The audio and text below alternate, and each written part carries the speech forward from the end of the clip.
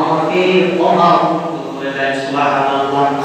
আমি কষ্টে বললে যে রব আমার কষ্টগুলো শোন করে দেয়, কমিয়ে দেয়।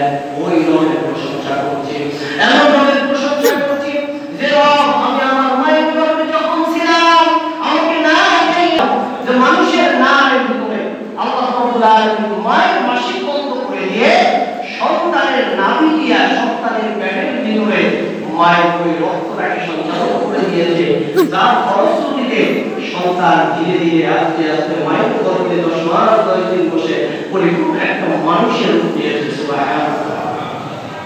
আল্লাহ বলতেছে আল্লাহ ওই রবের প্রশংসা করে আল্লাহ বলেন ওই রবের আর কি গুণ আছে বান্দা একটু ঘোষণা করে দাও। আমরা সূরা আল-ফাতিহার 2 নম্বর আয়াতে বলছি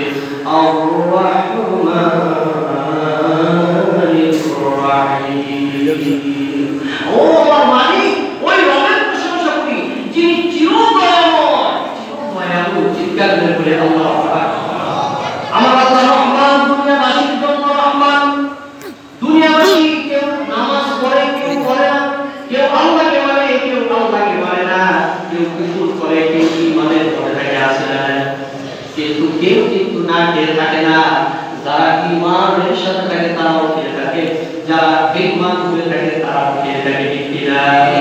আমার আল্লাহ রাব্বুল আলামিন রহমান এবং রহিম দুইটা সিফাত নাম কেন ব্যবহার করলেন? মুহাদ্দিসিনে কেরাম তাই কিন্তু বাসন সবার নয়। ঠিক কিনা? ঠিক। কিন্তু বিয়ের যত খাবার আছে এটা সবাই দাওয়াত সমাজ দাওয়াত।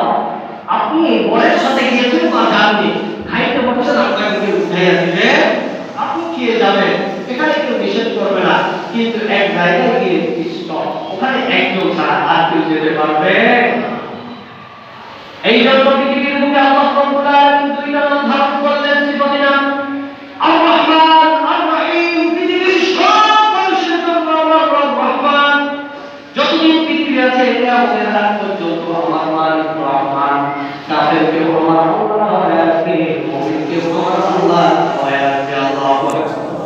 কিন্তু কিয়ামতের ময়দানে আমার রহিম।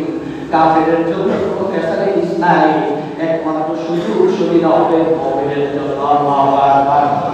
কিয়ামতের ময়দান যেদিন কায়েম হয়ে যাবে, কিয়ামতের ময়দান যেদিন শুরু হয়ে যাবে, সব কাফেরগুলোকে আল্লাহ রাব্বুল আলামিন মেষ পালের মতো দাবিয়ে জাহান্নামের ফেরেশতাদেরকে নিয়ে জাহান্নামের মধ্যে নিক্ষেপ করবে। আল্লাহ রাব্বুল আলামিন বলেন ওয়াসিকাল লাযীনা কাফারু ইলা জাহান্নামা যুমারা। আল্লাহ রাব্বুল আলামিন বলেন তুমি মনে রাখো যেদিন কিয়ামত হয়ে যাবে আমি রহমান নাম থেকে খারিজ করে শুধুমাত্র রহিম নাম ধারণ করে থাকবো। হ্যাঁ, শুধু রহমান নামটা ওই সময় থাকবে। আমার মুমিন বান্দাদের উপর যত প্রকার দয়া আছে আল্লাহ করব। আমার গোলাম যারা হবে তাদের উপর আমি দয়া করব। যারা আমার কথা থাকবে আমার উপরে থাকবে, দিনের উপরে ইস্তেকামত থাকবে, প্রত্যেকটা মানুষের জন্য আমি আল্লাহর রহমান হয়ে যাব। সুবহানাল্লাহ। আমি আল্লাহকে বললাম আল্লাহ যখন বললেন বান্দা আমার আর কি গুণ আছে বলো, আর কোন রবের প্রশংসা করে আমরা বললাম আর রহমানির রহিম। আমার আল্লাহ ডাকতে বললেন বান্দা রে এই রহমান রহিম এখানে তো দুইটা অপশন আছে, আখিরাত এবং দুনিয়া। আমি কি ওই রবের নাম আছে এখানে আমার আল্লাহ জালালিয়া আমার আল্লাহর রহস্য মহত্ব ছাড়া কিয়ামতের ময়দানে আর বিন্দু পরিমাণ তার ক্ষমতা রাখবে কেউ ক্ষমতা দেখাতে পারবে না। আর নবী আলাইহিস সালাতু ওয়াস সালাম বলেন সব হয়ে থাকবে। বুখারী শরীফের বর্ণনা আল্লাহর নবী বলেন ইযা কামাল কিয়ামা ওয়া ইয়াকুলু আদম সাফিউল্লাহ নাফসি নাফসি। যখন কিয়ামতের ময়দান কায়েম হয়ে যাবে আল্লাহ নবীর সর্বপ্রথম নবী হযরত আদম আলাইহিস সালাতু ওয়াস সালাম বলেন আয় আল্লাহ তুমি আমাকে বাঁচাও, আমাকে বাঁচাও, আমি বাঁচতে চাই। নবী আদম আলাইহিস সালাতু ওয়াস সালাম বলেন এরপর